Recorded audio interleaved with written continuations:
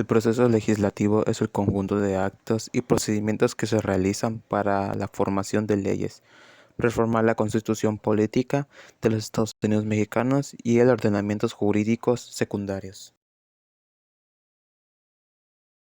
La primera etapa de un proceso legislativo es la iniciativa, el cual es un documento formal que legalmente presentan ante cualquiera de las cámaras del Congreso de la Unión para su estudio, discusión y, en su caso, aprobación.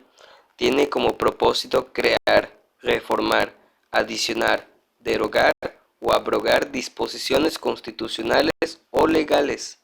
Representa el acto jurídico con el que da inicio el proceso legislativo.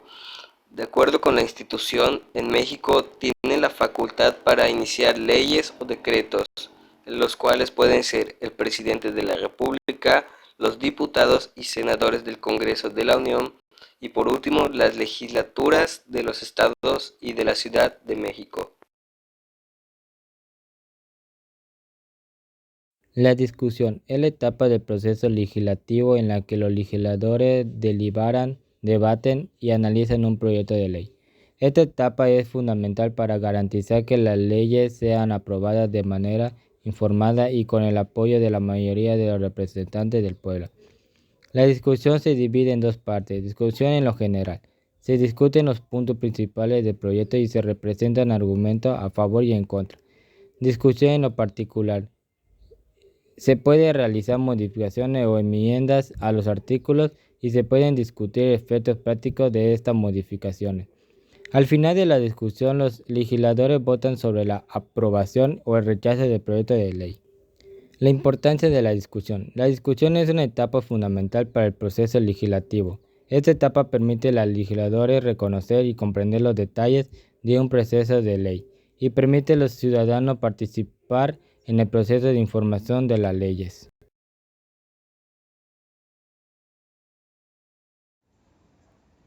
La aprobación. Habiéndose discutido el proyecto, se someterá a votación nominal.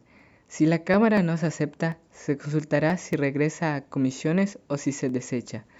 En el primer caso será presentado posteriormente por la comisión.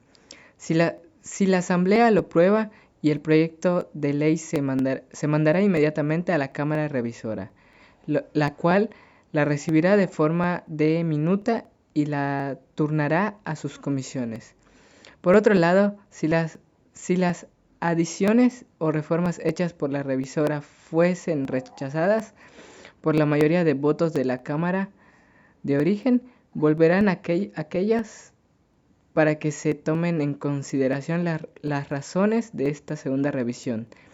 Dichas acciones o reformas, todo el proyecto no volverá a presentarse sino hasta el siguiente periodo de sesiones, a no ser que ambas cámaras acuerden por mayoría absoluta de sus miembros presentes, que se expida la ley o decreto solo con los artículos aprobados, y que se reserven las adicciones. La aprobación. Habiéndose discutido el proyecto, se someterá a votación nominal. Si la Cámara no lo acepta, se consultará si regresa a comisiones o si se desecha. En el primer caso será presentado posteriormente por la comisión. Si la Asamblea lo aprueba, el proyecto de ley se mandará inmediatamente a la Cámara Revisora, la cual la recibirá en forma de minuta y la turnará a sus comisiones. Por otro lado, si las adiciones o reformas hechas por la revisora fuesen rechazadas por la mayoría de votos de la Cámara, volverá aquellas para que se tomen en consideración las razones de esta segunda revisión. Dichas adiciones o reformas, todo el proyecto no volverá a presentarse sino hasta el siguiente periodo de sesiones, a no ser que ambas cámaras acuerden por mayoría absoluta de sus miembros presentes que se expida la ley o decreto solo con los artículos aprobados y que se reservan las adicionados reformados por sus exámenes y votación en las sesiones siguientes. Todo proyecto que fuese desechado en la Cámara de origen no podrá volverse a ser presentado en la sesión del año. Es- estas, estas disposiciones están contenidas en el artículo 72 de la Constitución. La sanción se entiende por la aceptación que hace el Ejecutivo a una ley.